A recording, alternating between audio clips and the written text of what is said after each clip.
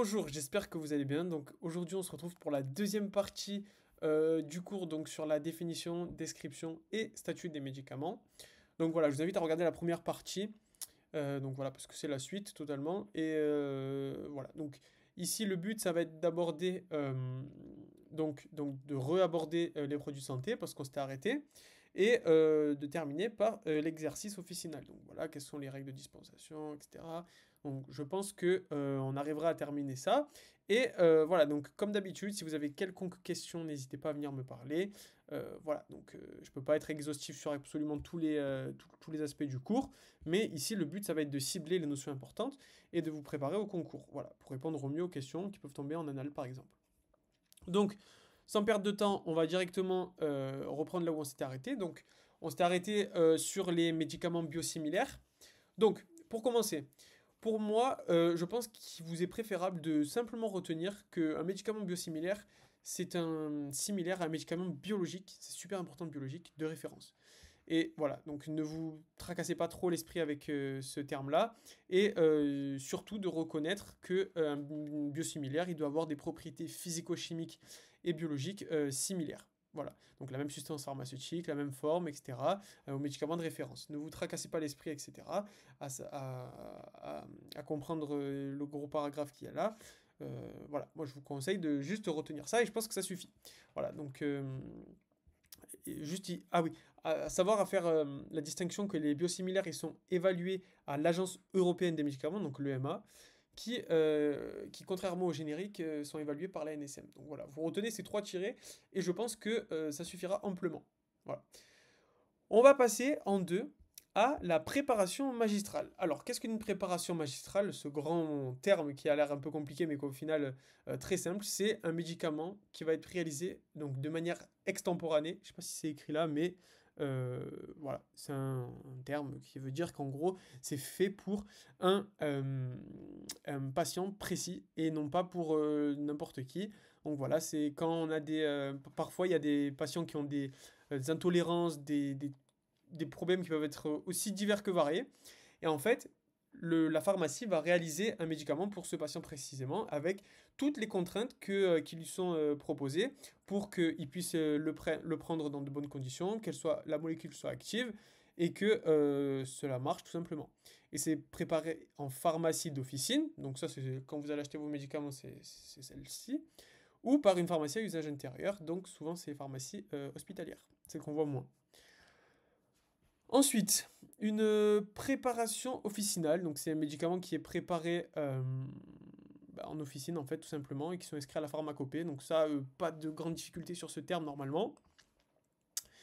Les préparations hospitalières, donc c'est préparé à l'avance en petite série par une pharmacie à usage intérieur. Donc voilà, tout simplement, pharmacie à usage intérieur c'est en hôpital pour la plupart. Et voilà, il n'y a pas trop de difficultés à ça. Et c'est juste que il faut que vous compreniez que c'est dispensé que par un pharmacien. Et en fait, c'est son rôle au pharmacien. C'est pas quelqu'un d'autre qui peut lui prendre ce rôle. Et voilà. Donc ne vous tracassez pas l'esprit. Ça, c'est le gros du truc à comprendre. Parce qu'en fait, il y a des préparations que parfois la pharmacie ne peut pas réaliser parce qu'ils n'ont pas soit le matériel, soit l'effectif, soit ça peut être autant de problèmes que vous pouvez imaginer. Et en fait, c'est l'hôpital qui va réaliser ça donc à l'avance, donc pour pouvoir répondre soit à une urgence ou alors voilà, un patient qui viendrait de manière inopinée. Et on s'est préparé aussi en petite série. Voilà, donc ça c'est quelque chose que vous pouvez comprendre. Ensuite, qu'est-ce qu'un dispositif médical? Donc ils n'ont pas d'action métabolique, donc ça va pas être une molécule active, etc. Ils ont simplement une action mécanique. Voilà. Donc ils ne font pas partie du monopole pharmaceutique, ça tombe souvent dans les annales. Avec l'action mécanique, donc je vous le recommande d'apprendre vraiment. Donc voilà, ça va être un domaine plus vaste. Apprenez les exemples, voilà. Donc voilà, il y a plein d'exemples qui sont assez, voilà, avec l'OMS, etc., les millions, n'apprenez pas les chiffres voilà, ces chiffres-là qui ne servent pas à grand-chose. Donc voilà, essayez de comprendre. Moi, je pense que voilà, ça c'est pas le gros du truc à comprendre. Retenez simplement que ils ont une activité mécanique. Ils font pas partie exclusivement du monopole pharmaceutique. Donc voilà, ça, voilà, ils ne sont pas exclusivement dispensés en pharmacie. Ça aussi, c'est très important. Ça tombe dans les questions d'anal. Donc voilà. Ils doivent disposer d'un marquage CE, donc ça, vous pouvez passer. Mais ça, par contre, quelque chose qui est à retenir, c'est les 4 catégories, avec le risque faible, le risque modéré, élevé, important. Voilà, donc ça, vous l'apprenez et vous le comprenez si vous ne voulez pas l'apprendre. Voilà, moi, je me rappelle, je l'avais compris et en fait, ça m'avait enlevé l'apprentissage. Donc voilà, donc, vous utilisez la méthode que vous voulez, mais ça, c'est quelque chose à apprendre, ça tombe dans les annales.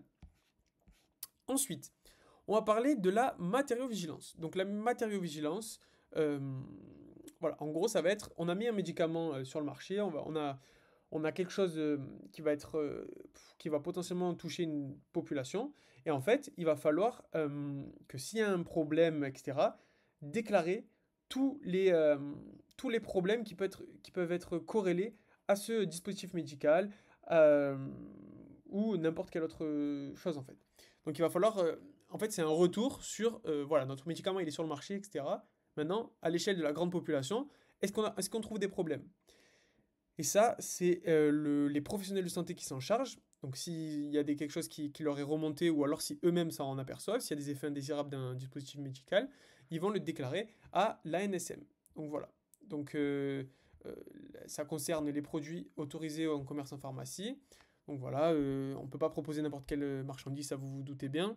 Donc voilà, il y a plusieurs catégories de médicaments. Ça, vous les comprenez. Je pense que voilà, c'est pas très très dur à comprendre. Voilà.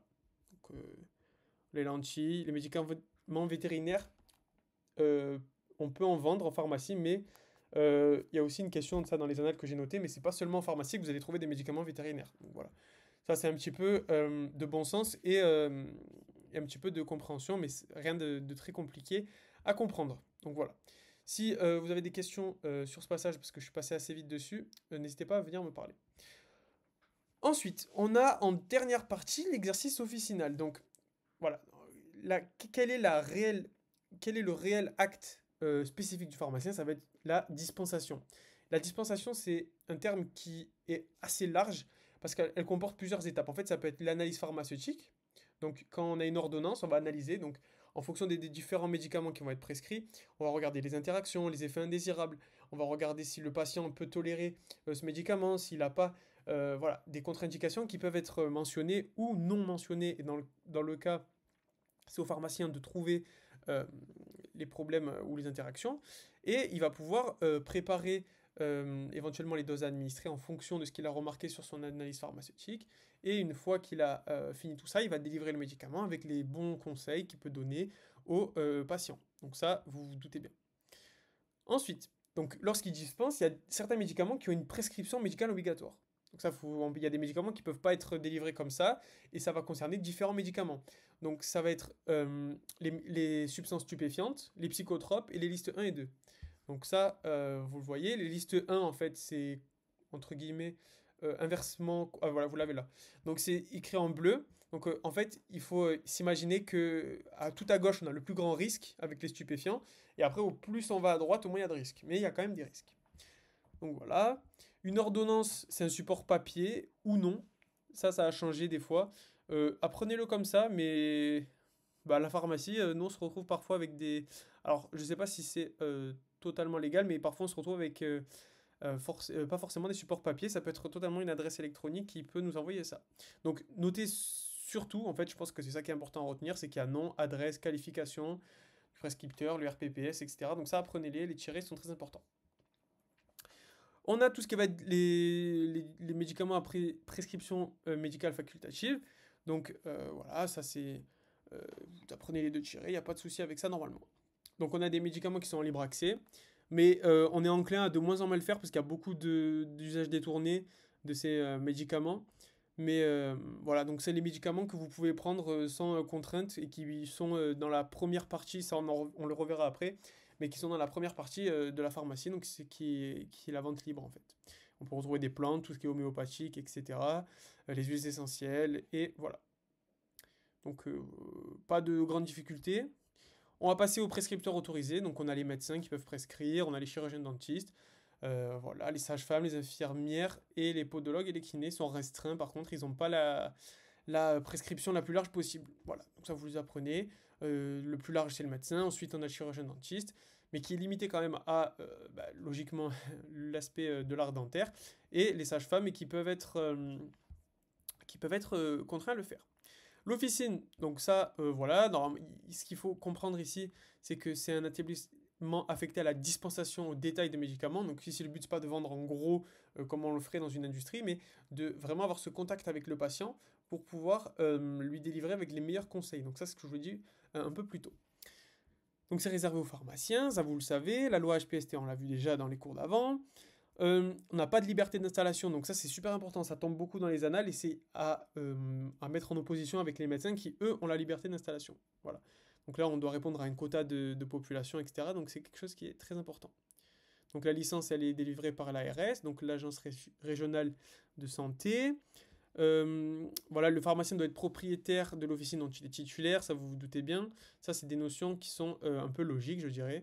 Et les conditions du personnel, on a des pharmaciens titulaires, donc ça va être eux qui ont la pharmacie, en fait c'est les actionnaires entre guillemets. On a les adjoints et les préparateurs en pharmacie. Donc les préparateurs, c'est pas eux qui vont être les pharmaciens parce qu'il faut les distinguer avec les pharmaciens. Et en gros, les préparateurs, ils peuvent être amenés à faire plusieurs missions comme en fait ils vont être sous la responsabilité du pharmacien. Ça veut dire s'ils ont un doute lorsqu'ils vont vous délivrer les médicaments, ils vont demander un pharmacien, ou si vous voulez demander un pharmacien parce que ça, vous préférez, vous pouvez le faire aussi. Et voilà, donc les préparateurs, ça va être tout ce qui va être l'HP logistique aussi, donc la gestion des entrées et des venues des médicaments. Et normalement, vous n'aurez pas de questions dessus, hein, donc je vous l'explique comme ça va être pour votre culture générale, mais voilà.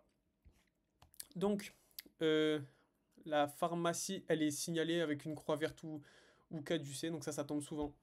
Donc ça retenez-le. L'Ordre national des pharmaciens aussi. Et donc ici, la dernière notion à comprendre, comme je vous ai dit un peu plus tôt, c'est que la pharmacie, elle va être toujours organisée en 3 zones. Donc on a la première zone qui est l'accès au public. Donc là, vous pourrez prendre les médicaments de manière libre, il n'y a pas de contraintes, il n'y a pas forcément de conseils qui peuvent être délivrés par le pharmacien, bien que toujours on en donne plus ou moins quand même, mais c'est quelque chose que vous pouvez acheter dans n'importe où au final. Ensuite, on a derrière le comptoir, donc ça c'est les médicaments inscrits sur liste des substances vénéneuses, etc. C'est une zone de confidentialité en fait. Le pharmacien se met devant pour pouvoir, il n'y a que lui qui peut vous le donner. Et en fait, il va vous donner des conseils, etc. Donc c'est des médicaments, comme je vous ai dit, un peu complexes, etc. Et après, on a la troisième zone, c'est la zone préparatoire. Donc on revient à tout ce que je vous ai dit sur les préparations magistrales, etc. Donc c'est là où on va faire des réserves, on va réaliser les préparations, on a les stupéfiants, etc. avec un coffre sécurisé. Donc voilà. Donc j'espère que je suis pas allé trop vite sur certaines notions, mais voilà, l'essentiel est là en fait. Et n'oubliez pas d'apprendre les tirets qui sont très très importants. N'oubliez pas tout ça. Si vous avez quelconque question, n'hésitez pas à venir me parler. Et normalement, c'est bon. Il n'y a pas de problème avec ça. Je vous remercie en tout cas.